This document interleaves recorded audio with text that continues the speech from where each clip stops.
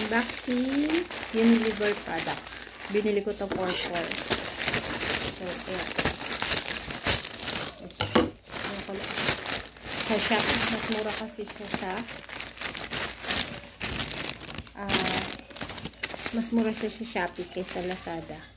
So, binili ko siya. Ang ginawa ko, kasi yung Shopee Express, hindi siya maganda eh. So, GNT Express. Pagkabayad mo, pagka-check out mo, ang gagawin nyo, ipupunta kayo dun sa shipping. I-change nyo agad-agad. Kailangan kailangan pagka-order nyo, pag-order kayo sa Shopee, ang gagawin nyo, pagka-check out nyo, pupunta kayo dun sa shipping option. Tapos, pwede kayo magpalit ng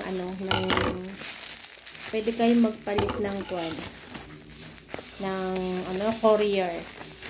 So, tatlo yung nakita ko doon. Tatlo. Si GNT, Shopee Express, saka nakalimutan ko isa eh. Basta tatlo siya. Pero ang pinili ko, si GNT. Kasi si Shopee Express. Dati nag-order ako kay Shopee Express. Ano siya?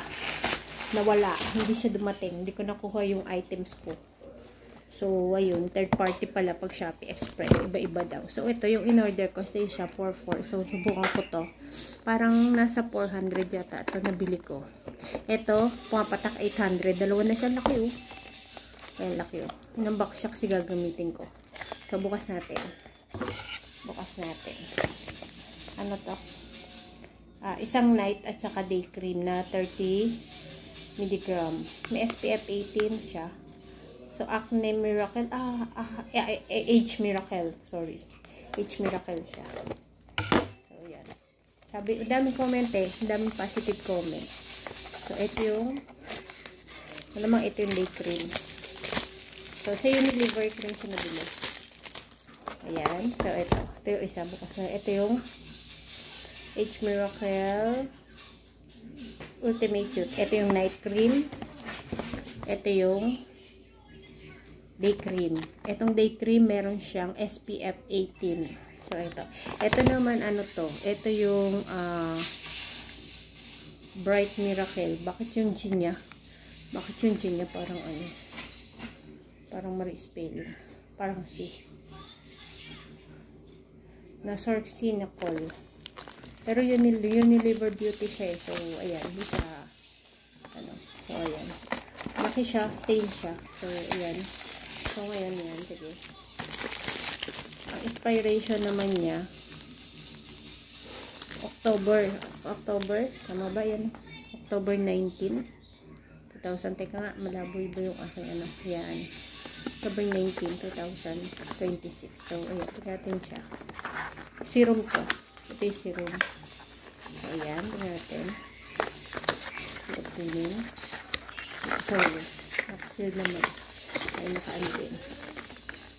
So, ayan. So, ito yung serum niya. Ganyan kalaki. So, ayan siya.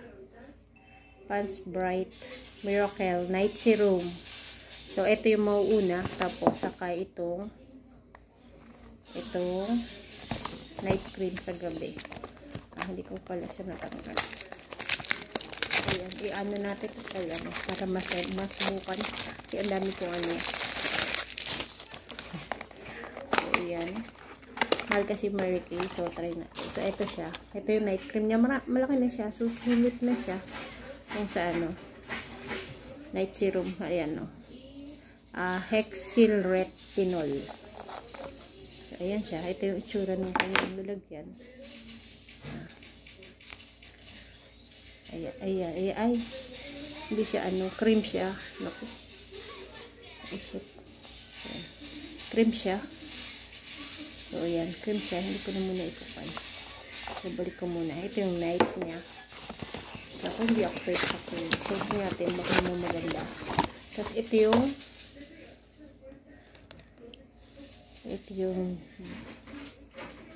day cream. Ano itsura? Yung pink. Ang day cream niya ay ganun din.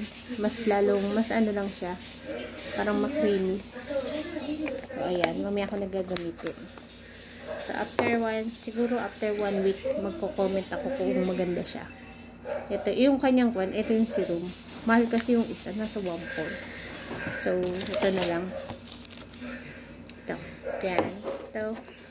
Maganda to. Dati kasi gumagamit akong pants maganda. Nagumamit ako ng Lux Organic, maganda rin.